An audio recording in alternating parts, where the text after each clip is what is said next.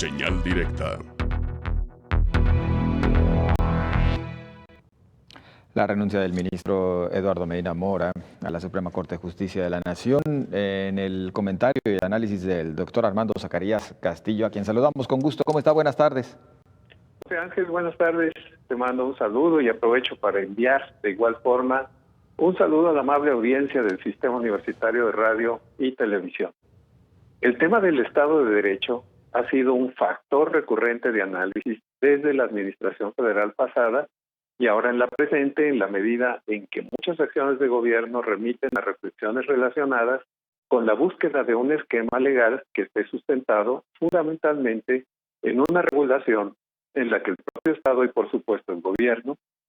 busquen una armonía en la que la regulación del Estado se someta al diseño del principio de legalidad. En el tono de lo dicho, un elemento importante en la democracia lo constituye la división de poderes, que funciona fundamentalmente para no generar una superposición de un poder político sobre los demás o la sumisión de uno respecto de los otros, buscando los equilibrios en la gestión del poder, estableciendo facultades particulares para unos y para otros, y ese fraccionamiento del ejercicio del poder permite no tener sistemas, en principio ya vividos en nuestro país,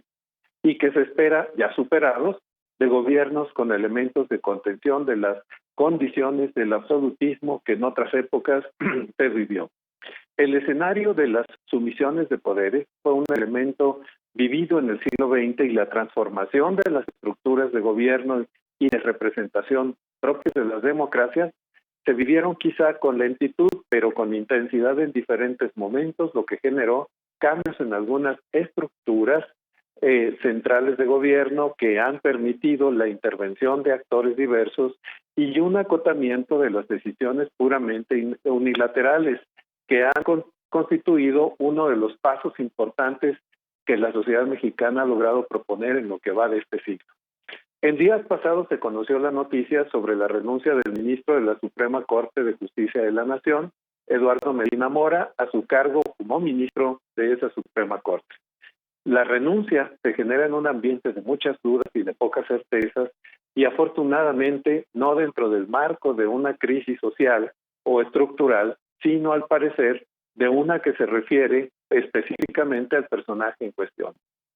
En un momento en el que los temas están más dedicados a aspectos de la economía, del crecimiento del Producto Interno Bruto y de temas que buscan más atender la endeble dimensión de desarrollo junto con el incremento de la asistencia social, de manera súbita se presenta la renuncia, escueta y sin elementos y mucho menos argumentos para su análisis, porque el magistrado no presentó las explicaciones correspondientes a su decisión de abandonar el puesto para el que fue nombrado por un periodo de 15 años y del que le hacían falta 11. En el texto conocido se desarrolla un argumento escueto, sin definiciones, enfatizando que se presenta por razones personales, abandonando una de las máximas posiciones que tiene el sistema jurídico mexicano. El procedimiento que se llevó a cabo, en principio, sigue las reglas de operación. Se presenta ante el presidente la intención de la renuncia y se pasa acto seguido para su análisis y revisión en el Senado de la República, cosa que está ocurriendo en estos momentos en el Senado, para analizar el fondo de las causas graves que por disposición constitucional el ministro debe enunciar y de esta forma el Senado, con esos elementos, debe calificar la petición para saber si se definen las causas y darle trámite o no a la petición renuncia. La oscuridad del procedimiento nos lleva al hecho de ver que el ministro Medina Mora no explicó ni va a explicar las causas de su renuncia. Es decir, el presidente no debió o no estaba obligado a recibir la petición de renuncia en las condiciones en que se presentó. Desarrollada pues esta irregularidad, el presidente turna al Senado la petición. Ricardo Monreal, líder de la bancada de Morena en el Senado, explicó que he tenido comunicación con el exministro de manera indirecta y él no desea ni ampliar sus motivos y menos asistir o comparecer en el Senado. Ha comentado que él ha agotado su petición, su interés en seguir en la Corte y ha presentado su renuncia con carácter definitivo e irrevocable, según explicó el senador Monreal.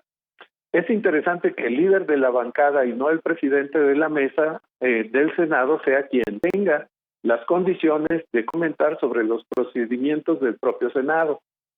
Siguiendo pues el principio de legalidad, el ministro incurre en faltas que deberían ser señaladas por el Senado en la medida en que esta Cámara del Congreso está obligado, con los elementos que ofrezca el ministro, revisar el fondo de las causas graves, mismas que en ningún momento quedaron especificadas. Por otra parte, aducir que se trata por motivos de salud no está contenido en el texto constitucional y por otra parte tampoco presentó, hasta nuestro conocimiento, documento alguno que plantease las condiciones médicas para que el Senado avale dicha petición. El ministro decidió renunció y se fue. Lo anterior constituye desde luego una importante irregularidad que establece un antecedente complejo para el Poder Judicial, dada la fragilidad con la que sus partes pueden en su momento decidir que no quieren continuar y se van. Esta circunstancia no abona la fortaleza institucional y en consecuencia el caso debe ser analizado a la luz de diferentes aspectos y con lentes distintos para evaluar la acción del magistrado Medina Mora. El 5 de junio de este año, el periodista Salvador García Soto del periódico El Universal publicó un artículo denominado Las transferencias millonarias del ministro Medina Mora. En el artículo de García Soto se hace mención de informaciones emitidas por el gobierno británico, así como por el Departamento del Tesoro de los Estados Unidos, al señalar como sospechosos varios movimientos y transferencias en cuentas correspondientes al ministro Medina Mora y al considerar a este personaje como una persona políticamente expuesta. Insisto, esto fue en el mes de junio. Eso señaló pues el Universal a través de la columna de Salvador García Soto y poco tiempo después se supo de la integración de carpetas de investigación a cargo de la Unidad de Inteligencia Financiera de la Secretaría de Hacienda, cuyo titular es Santiago Nieto. En un reciente evento en Baja California, el propio Santiago Nieto señaló que desde hace 2 meses la Unidad de Inteligencia Fiscal presentó la denuncia contra Medina Mora ante la Fiscalía General de la República. Analizando pues el irregular comportamiento del magistrado Medina Mora, sumamos uno más, este de la Unidad de Inteligencia Financiera, en la medida en que Santiago Nieto declara que el desbloqueo de cuentas congelados por la Secretaría de Hacienda, impulsado por las resoluciones de Eduardo Medina Mora desde la Suprema Corte, permitió que se descongelaran unos 2,000 millones de pesos, producto del tráfico de personas, del narcotráfico y de la corrupción, es lo que afirmó el Santiago Nieto. Así pues, el principio de secrecía de un procedimiento, así como la integración de la carpeta de averiguaciones en curso, define elementos irregulares en el procesamiento del caso de Medina Mora, porque de esta forma se actúa en contra de los derechos de quien es investigado al establecer presuposiciones y juicios de valor no en el procedimiento, sino en los medios de comunicación.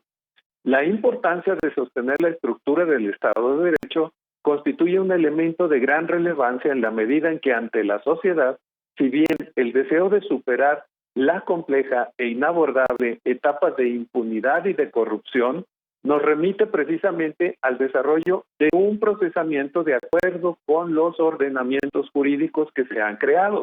y no seguido para este tipo de circunstancias. Allí radicaría uno de los factores en los que se esperan cambios de esta administración. Al pasar a la zona de la exposición de un procedimiento judicial a los medios de comunicación, se contamina el procedimiento mismo al dejar en estado de indefensión a una de sus partes, independientemente de lo cuestionable que sea esa parte, es decir, a la parte acusada que se entiende inocente hasta su demostración en contrario. Esta circunstancia ha merecido una enorme serie de interpretaciones que no contribuyen al fortalecimiento institucional, pero sí al desarrollo de una serie de presuposiciones que están al margen del procedimiento, pero que crea un clima de sojuzgamiento extralegal en contra del ministro, que lo seguirá haciendo hasta que se acepte en términos de ley su renuncia. Una explicación sobre el desarrollo de este conflicto la constituye las diferencias entre el ministro y el titular del Ejecutivo. El desarrollo del asunto remite sustancialmente al procedimiento legal que está contenido para esos fines en la ley. Sin embargo, el desbordamiento de información contamina el procedimiento y debilita el peso del desarrollo institucional generado, no por el ministro, sino por los propios funcionarios encargados de mantener la estructura y el orden del procedimiento en cuestión. Así pues, la moneda en el aire la constituye, y como en el caso de la ministra Yasmín Esquivel, esposa del contratista de cabecera de la presidencia, José María Reobó, y una cartera más, si el presidente adoptará la presentación de ternas de candidatos proclives al Ejecutivo, desequilibrando los contrapesos que se consideran en los regímenes democráticos, o si se decide por un perfil de ministra o ministro competentes para el cargo. Así pues, los equilibrios son importantes y la ingeniería que se perfila en el ambiente tiene que ver más con la pulverización de 30 años de construcción que sobre abono al desarrollo democrático sobre este esquema. Así pues, las cosas, José Ángel, te agradezco este espacio, te mando un cálido saludo y a través de ti a la amable audiencia del Sistema Universitario de Radio y Televisión. Muchas gracias y buenas tardes. Doctor Armando Zacarías, agradecidos por el comentario, por el saludo y por supuesto que también regresamos el abrazo. Muy amable, hasta la próxima semana. Muchas gracias, hasta luego. Hasta luego. Aprovechamos